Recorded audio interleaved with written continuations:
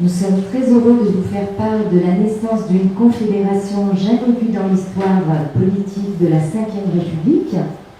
Nous avons ambition de devenir, dès les prochaines élections, une grande force politique de notre pays, non seulement parce qu'elle repose sur les 3 piliers, mais aussi parce qu'elle est présente dans chaque département de notre pays et que nous avons des comités d'élus, que nous choisirons ensemble notre présidentiable le 9 janvier 2022 à Lyon, et que dans nos rangs, les pépites sont nombreuses, comme les cadres à qui je donnerai la parole dans un petit moment.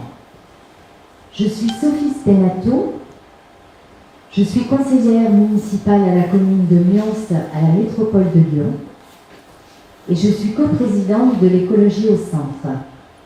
Je suis engagée dans une association sportive qui collabore avec la Fédération française de kickboxing, qui accompagne les grands champions de boxe au niveau mondial et international.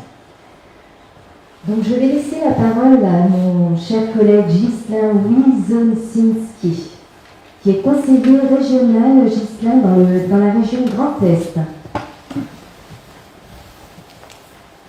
Merci, monsieur Prévost.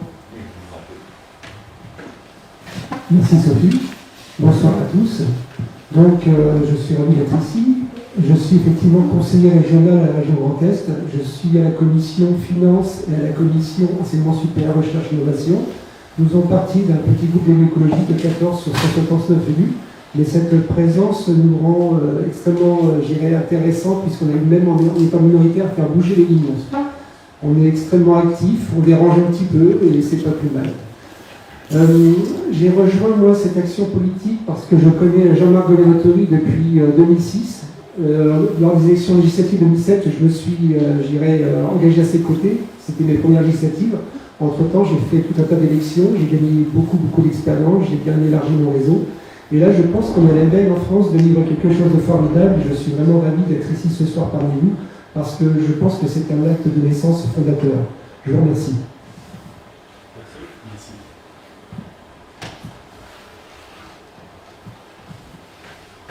Je vais maintenant donner la parole à Alexandre Langlois, qui a un projet présidentiel et qui est dans tous les cas partenaire de l'Alliance éco-citoyenne.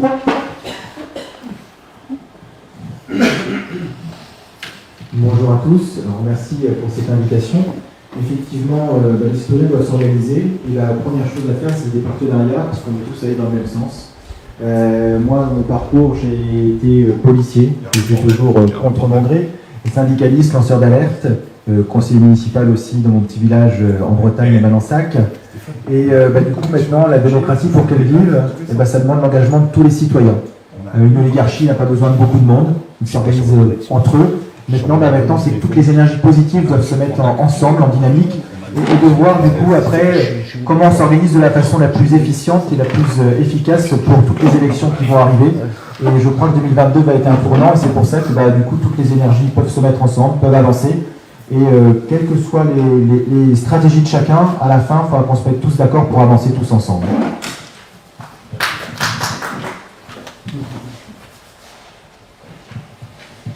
Je vais donner maintenant la parole à René-Claude Argis, qui est représentant du comité citoyen de la Guadeloupe et porte-parole de l'association RECAP, une association de rassemblement exotique de citoyens pour une action publique. Bonjour à tous. Pour faire court et simple, je représente ici un mouvement citoyen ultramarin. Je pense que vous savez tout ce que ça veut dire ultramarin. Ce sont les Français qui vivent en outre-mer. Et hier après-midi, leur représentant là-bas m'a demandé de les représenter ici.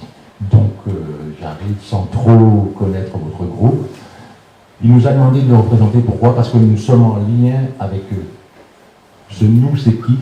Ce nous, c'est une structure SCIC, une société coopérative d'intérêt collectif, qui se dénomme Outre-mer Business Expansion. Et nous sommes en lien donc avec l'ORECA. Et nous aussi, nous avons une vision citoyenne, mais sauf que nous ne l'avons pas vue sous l'aspect sur l'échiquier politique, mais sur l'échiquier économique. Donc, je les les représente aujourd'hui et je suis en train de leur faire en temps réel un petit compte rendu là-bas. Et voilà. Merci beaucoup. Merci. Merci beaucoup. Merci.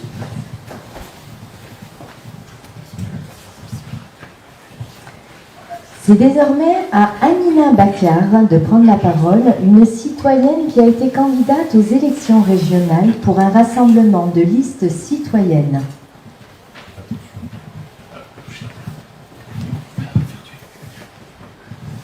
Bonjour, je suis Amina Baklar, présidente du mouvement Perspectives Tous France et porte-parole de la mouvance 100% Force éco-citoyenne. Excusez-moi. Donc aujourd'hui, nous sommes à l'heure d'un affaiblissement de la démocratie, celle qui dérégule, qui divise, qui mûrise et qui appauvrit. Nous rencontrons une montée des inégalités sociales, territoriales, des discriminations et des atteintes à l'environnement et à l'homme. Nous avons le choix aujourd'hui de nous réunir parce que nous pensons que nous pouvons organiser autour d'acteurs engagés des communautés d'action, des communautés d'engagement et renouer entre une citoyenneté active et un engagement en politique. Très en prise aux réalités de la France réelle, une France écologique et citoyenne, étant moi-même conseillère municipale sur la ville d'Avaux. J'étais précédemment maire adjointe également, une ville en Seine-et-Marne, une ville moyenne, entre urbanisme et un peu maraîcher. Effectivement, mon idée, c'est de porter des valeurs citoyennes et un engagement le plus inclusif, et également un avenir meilleur, un avenir inclusif, autour d'un leadership collectif, où nous voulons arrêter avec la concurrence dévaluative, c'est-à-dire une concurrence qui met le creuset en fait, de la fin de valeurs d'intérêt général, porter une écologie inclusive, porter une démocratie active, une citoyenneté active. Voilà pourquoi aujourd'hui nous rejoignons cette confédération et espérons que ces élections présidentielles seront la fenêtre médiatique qui permettront de faire entendre un nouveau leadership collectif et plus seulement individuel qui contribue à la reproduction d'intérêts particuliers. Merci.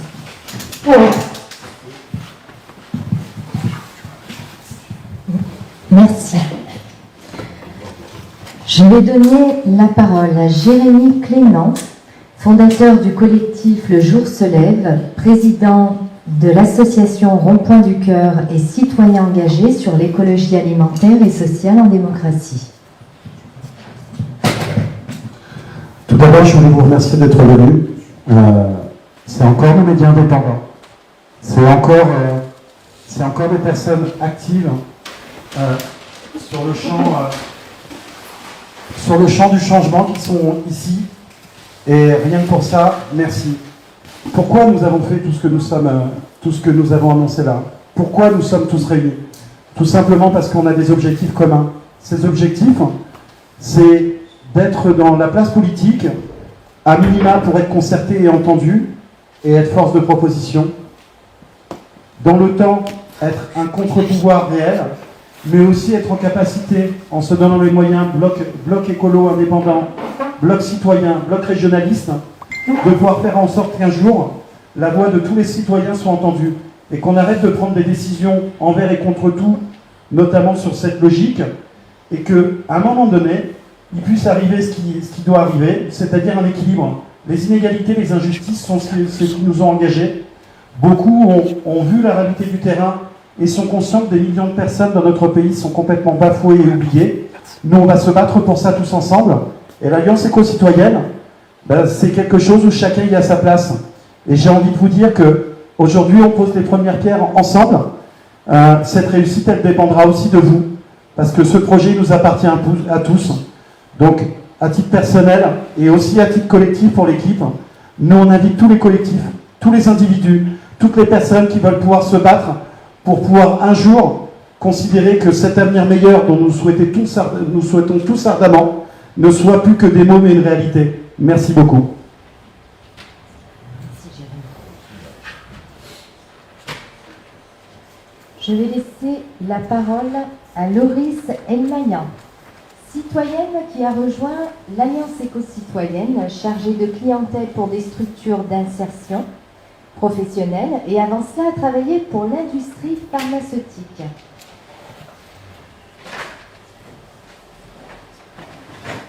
Bonjour et merci d'être là. Donc oui, je suis Loris Elmayan, j'ai travaillé pour l'industrie pharmaceutique pendant 10 ans, mais surtout pendant 30 ans, j'ai appris dans les couloirs d'infectiologie jusqu'à devenir patient expert. Donc depuis 2 ans, je vois qu'on vit sous le rythme des contraintes, des peurs liées à un virus. Je vis, moi, en pandémie depuis 30 ans, donc je suis bien consciente de tout ce que peut représenter une maladie et de ce qu'est la mort quand elle revêt ses vêtements de lumière. Aujourd'hui, on ne se trouve d'ennemis. En fait, c'est la peur, le problème. Et heureusement, de plus en plus de gens se mobilisent, de plus en plus de mouvements se créent et s'unissent. En face, on a un rouleau compresseur qui avancera inlassablement, qui ne s'arrêtera pas de lui-même, qui n'acceptera pas les débats, qui n'acceptera pas de reconnaître ses torts. Mais ils sont une poignée. Certes, ils sont riches et puissants, mais ils ne sont absolument rien sans nous. Nous sommes le peuple. Nous pouvons nous organiser tous ensemble, et nous sommes en train de nous organiser tous ensemble. Nous sommes les 67 millions de procureurs, nous sommes les 60% de gens qui ne veulent plus voter pour ces politiques. Et pour y parvenir, nous n'avons qu'une seule chose à faire, c'est nous unir. Et aujourd'hui, nous nous unissons tous ensemble. Merci. Merci.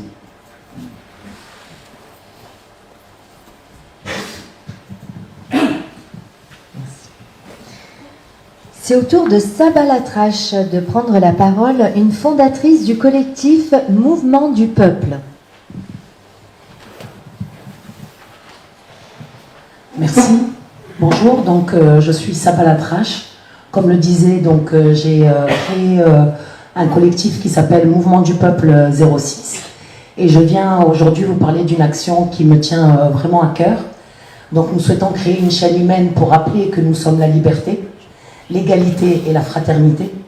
Parce que l'union fait la force, nous aimerions que cette chaîne humaine redonne l'espoir d'un avenir plus juste et solidaire. Cette action symbolique a pour but d'unir les citoyens ainsi que les différents collectifs pour enfin travailler main dans la main. C'est pourquoi, avec Jean-Marc Gouvernatori, nous aimerions que cette chaîne humaine du cœur se fasse dans toutes les villes de France. Et j'aimerais aussi ajouter que je suis grand-mère d'un petit garçon de 2 ans et je souhaite pour lui un avenir meilleur et plus sain. Et c'est pourquoi aujourd'hui je suis là, parce que j'ai vraiment enfin espoir qu'on puisse construire un monde meilleur et plus écolo pour les enfants à venir. Voilà, merci.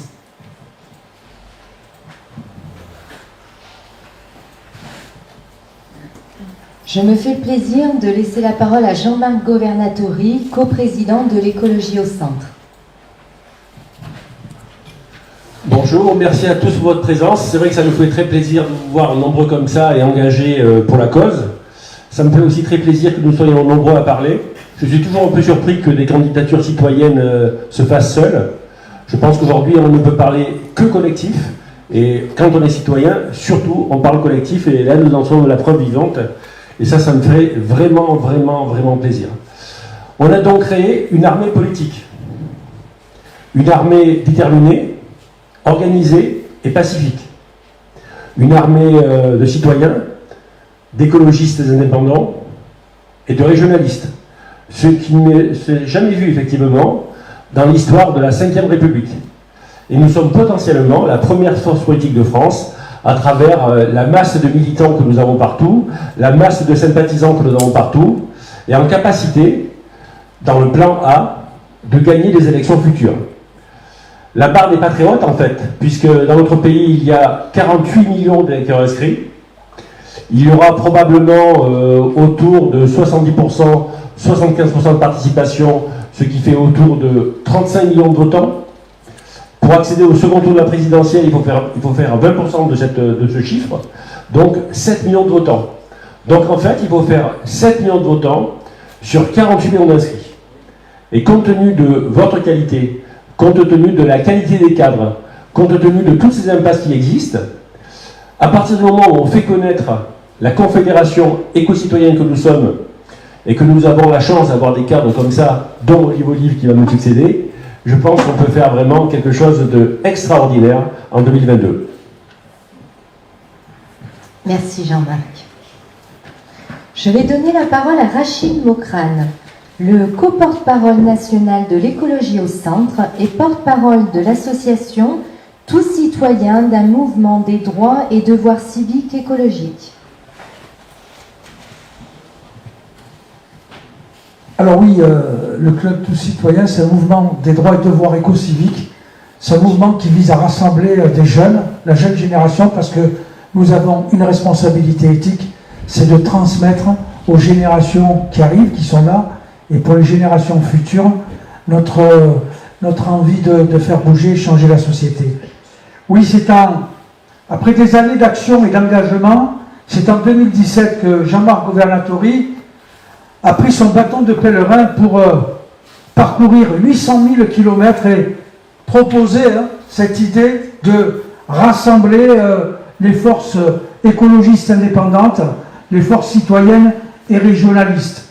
Alors, vous comprenez que c'est dans la concertation, le dialogue, ça n'a pas toujours été facile, mais nous avons réussi, après des années, à pouvoir fédérer et créer une cohésion.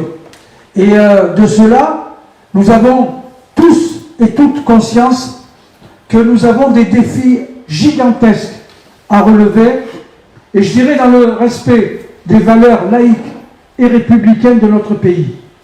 Alors, aujourd'hui, bien sûr, personne ne conteste la crise climatique. D'ailleurs, c'est Jean-Marc qui nous rappelle avec force que ce qui est en jeu aujourd'hui, c'est la survie de l'humanité et du monde vivant, et nous devons pour cela sortir de nos égocentrismes. Notre ami Olive et Jérémy, par leur courage, leur engagement et leur détermination, nous rappellent qu'il ne faut jamais baisser la garde face aux injustices, à l'exclusion et déclassements terribles que vivent des pans entiers de nos concitoyens, sans parler des discriminations. C'est bien sûr Amina qui nous rappelle que c'est un poison mortel pour l'unité et la cohésion de notre nation. Le constat ne suffit pas. Nous avons l'ambition de bâtir des solutions concrètes pour créer les conditions du grand apaisement, n'en déplaise à Mister Z. J'ai une pensée particulière pour mes amis Hugo et Jean-Marc Philibert, qui ont fait 1000 km aujourd'hui et qui mettent toute leur énergie pour que la question du handicap soit traitée comme priorité nationale.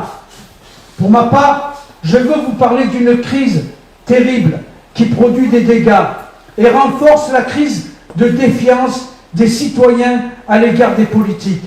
C'est la crise éthique et morale dont sont responsables une grande partie de notre classe politique.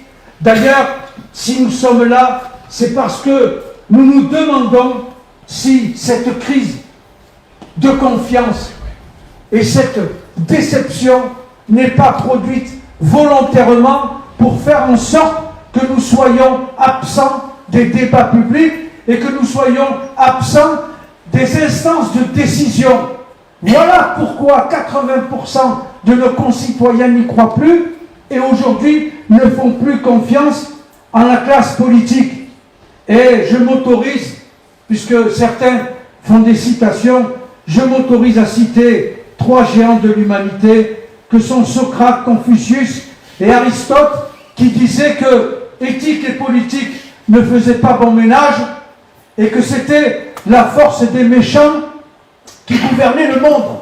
Eh bien nous, on va démentir cela et on va démontrer que c'est l'éthique de la responsabilité des hommes et des femmes qui sont convaincus, comme ceux qui sont autour de cette table, qui veulent bâtir un projet de société et remettre l'éthique de la responsabilité au cœur de notre projet de société. Merci,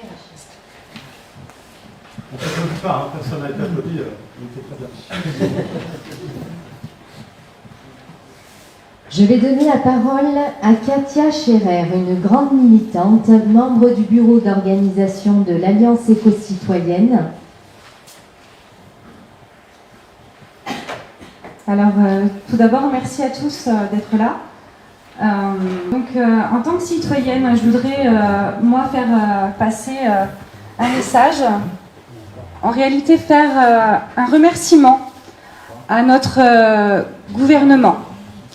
Car pendant toutes ces années, ils nous ont montré ce qui était bon, mais aussi ce qui était mauvais. Cela a eu pour conséquence de nous éveiller et d'avoir envie aujourd'hui d'être là tous ensemble et de co-construire. C'est exactement en cela que je crois aujourd'hui, que nous croyons tous.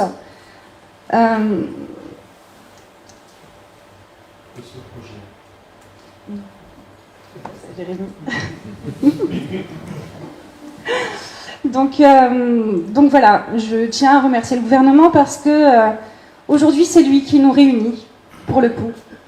Donc bravo, merci à nos gouvernants. Je vais aussi remercier tous nos concitoyens qui depuis des années se battent en collectif, en individuel, pour faire avancer les choses. Aujourd'hui, je leur lance un appel pour ceux qui sont en local, qui se battent pour se faire entendre. Nous sommes là, justement, aujourd'hui, pour être tous ensemble. Donc, rejoignez-nous. Voilà. Je vous remercie.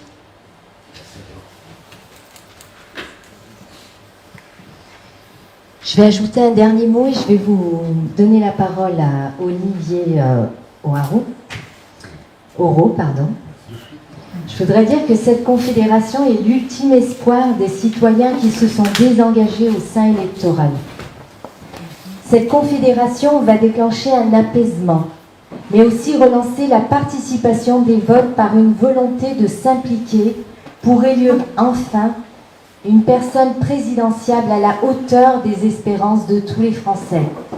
Je voudrais juste rappeler, pour ne pas être trop longue, que le rôle du président est de protéger, de prévoir et d'agir. À toi, Olivier. Merci, Sophie. Bonjour à tous. Bon, déjà, moi, je remercie toutes les personnes qui sont présentes ici, que ce soit de ce côté ou de ce côté-ci, et puis toutes les personnes qui sont en train de nous suivre aussi en ligne.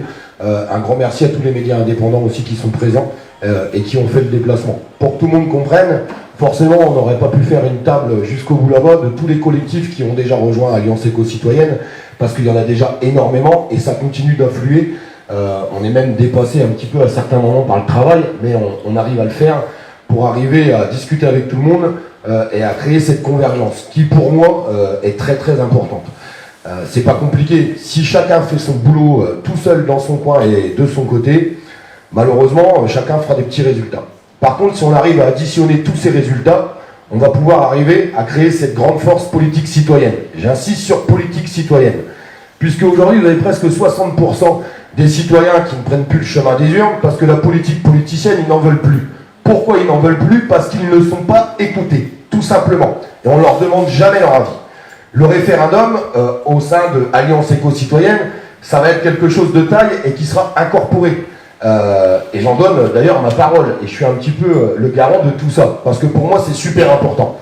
On peut revendiquer, on peut amener beaucoup de choses, mais il faut aussi construire. Je pense qu'on n'a pas assez construit, on est en train de construire aujourd'hui, et très sincèrement je voudrais insister sur l'enjeu. Je pense qu'il y a un énorme enjeu aujourd'hui, qui est attendu par beaucoup de citoyens, et il n'y a qu'une seule façon pour que ça puisse fonctionner, une seule, que tous les citoyens se mettent au jeu, à ce jeu de cette politique citoyenne, et c'est le boulot de tout le monde qui payera en fait. C'est pas le boulot d'une personne ou de 10 personnes, c'est le boulot de tous les citoyens. Si on pouvait prouver à tous ces clivages, où ils se font d'ailleurs la petite guéguerre en ce moment, vous avez bien vu ce qui se passe à la télévision, d'ailleurs même des montées de haine dans certains meetings, ça me fait un peu rigoler quand on me dit qu'on veut combattre la haine, et que la haine est déjà chez eux, dans leur propre discours. Il faut vraiment qu'on arrive à concentrer cette politique citoyenne. Pourquoi je dis ça? Parce que si on se loupe là, cette fois-ci, je pense qu'il y aura des dispositions qui seront prises dans les 5 années à venir où on pourra plus reprendre le pouvoir citoyen. Ce pouvoir citoyen qui n'a jamais vraiment existé, je dirais. Et je voudrais vraiment qu'on arrive à l'amener, je voudrais que tout le monde soit écouté, et je voudrais que tout le monde prenne ça dans ses mains. Et franchement, je le dis, j'en ai même les mains qui tremblent, parce que je le dis vraiment avec mon cœur. J'ai vu tellement de choses dans la rue, tellement de souffrances à travers des personnes qui ont travaillé toute leur vie, des personnes à la recherche active d'emploi, des salariés qui n'y arrivent pas, des gens victimes d'un handicap qui sont dans une précarité totale, une telle misère dans notre pays, pendant que tous ces gens-là, au plus haut niveau, au tout plus haut niveau, il n'y a plus de ruissellement. Plus de ruissellement pour ces gens-là. Et moi, je voudrais qu'on arrive à avoir, premièrement, du ruissellement, et deuxièmement, une écoute de tous les citoyens. Donc le référendum, pour moi, c'est super important. Et posez-vous la question, dans le top list des médias, où on nous amène les 5 ou 6 politiques, pourquoi personne parle du référendum et pourquoi personne veut le mettre en place? Parce qu'ils ont décidé de ne pas écouter les citoyens, tout simplement. Merci à vous. Merci. Sérieux.